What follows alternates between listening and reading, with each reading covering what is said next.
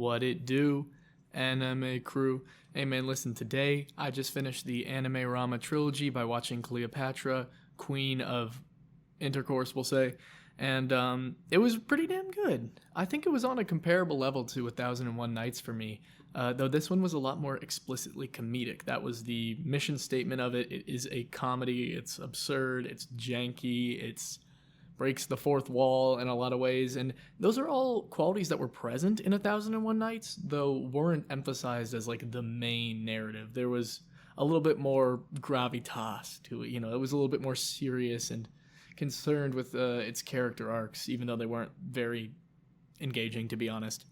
That's still the case here. The narrative doesn't make any sense. It's about like these people who they're from the future, but then they have to go back in time to find out why this alien resistance named their resistance after Cleopatra, because apparently they don't know anything about Cleopatra. Like, it's just, maybe it's like lost history, I guess, which is just unfathomable. It's pretty stupid.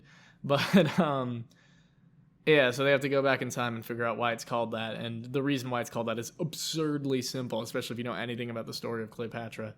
But, yeah, they go back there. There's a lot of really goofy stuff that just kind of lets you know immediately that it's not to be taken seriously, despite the extremely violent and explicitly sexual tone that it takes on, or explicitly sexual scenes that it shows.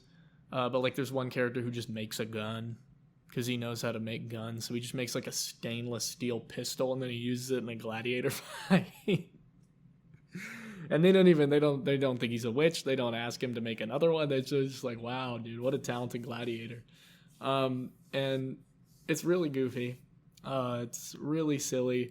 There's some cool, like, fourth wall breaking moments where the former king, like, rolls up the screen so we can look into it, and then makes a funny face before leaving, like, for just a couple of frames.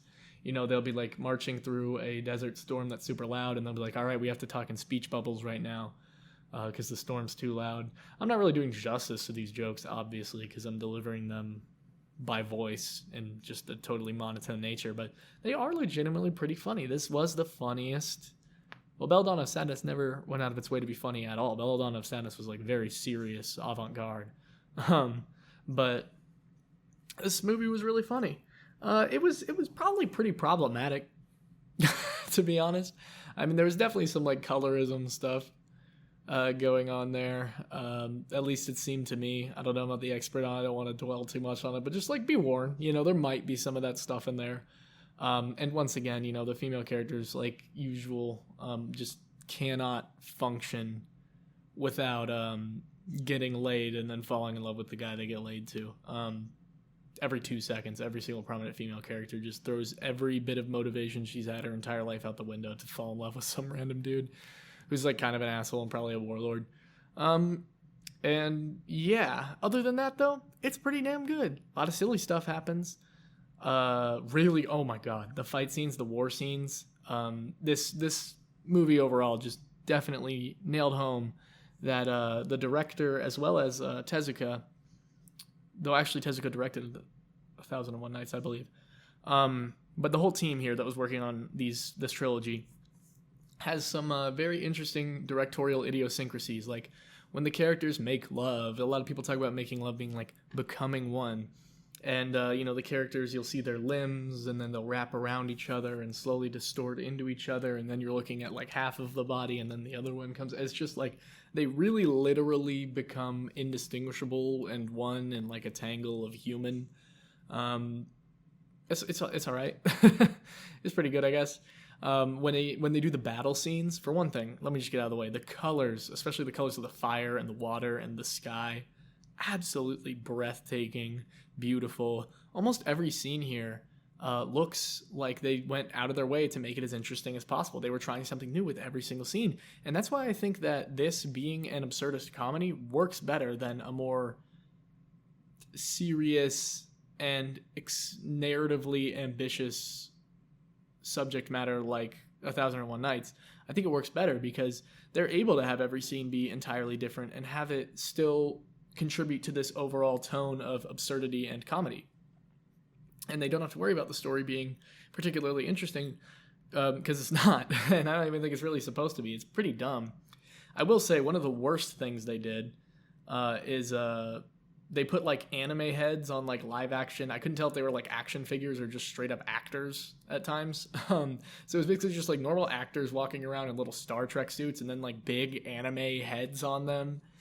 That was weird. It looked terrible. It was at the beginning and the end of the movie. The whole like plot conceit is nonsense, total gobbledygook.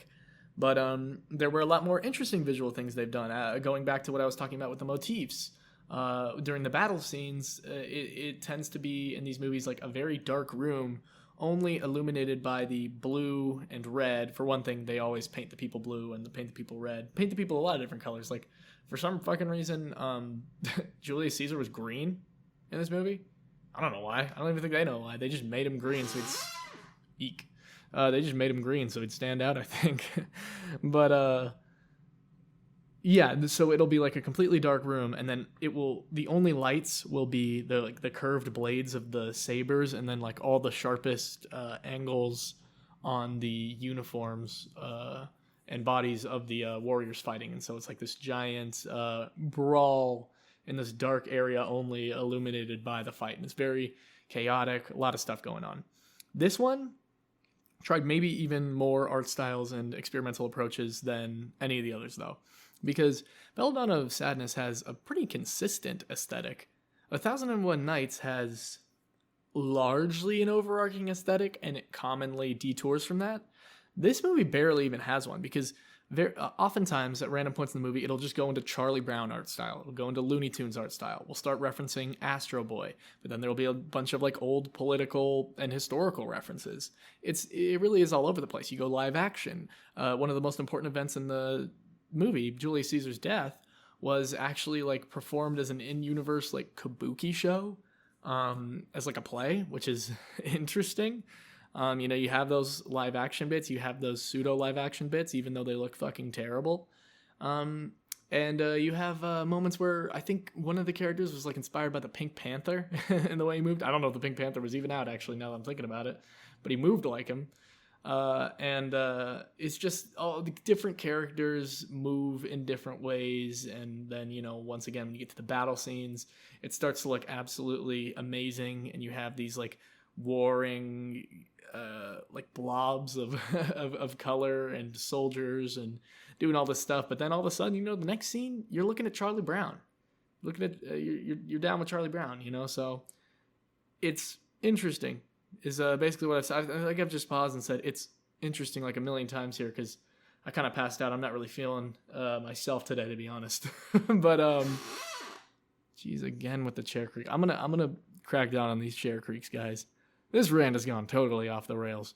But yeah, I would say the main idea of this movie is that it is a sex comedy anime with a strongly absurdist tilt that has a strong emphasis as well on experimentation. There's a lot of experimentation here. There's a lot of funny scenes, like Mark Antony has an inferiority complex to Julius Caesar, and he's like, "Oh, Queen Cleopatra, you'd never want me. I'd never be able to satisfy you because Julius Caesar's willy is like 10 miles long and mine's so small." And then she just has like two vastly differently shaped bananas that are perfectly right by her bed. She feeds him the big banana and she's like, "How'd that taste?" And so he's like, "I don't know. I don't know. It was just all in my mouth." And then she's giving him the little one and she's like, "Now, see, can't you taste and savor the taste and savor the smell of it?" And I'm just like, what are we doing right now? How did we get to this point? And then Mark Antony's like dying in her arms and they offer like a final kiss. And I'm like, wait, they were in love? I thought you were seducing him. The character motivations feel incredibly inconsistent here. I can't tell how much these people remember from their normal lives in the future as they go into the past. There's kind of some conflicting stuff there too. None of it makes sense. And I'm not trying to totally excuse that. I didn't think this was like a god tier movie or anything. I definitely prefer like Belladonna of Sadness. But it did, in some ways, make it funnier. It's just janky, It's just janky in a great way. But it's not as janky as 1001 Nights. So it's kind of just like works a little bit better, even though there were a lot more scenes I appreciated in 1001 Nights. A lot more badass scenes. It's an interesting one. I'm not sure exactly what to make of it, to be completely honest with you guys. It's one of a kind, and so I do recommend checking it out because it's just weird, especially if the premise sounds interesting to you. But is it good? I don't know. I liked it.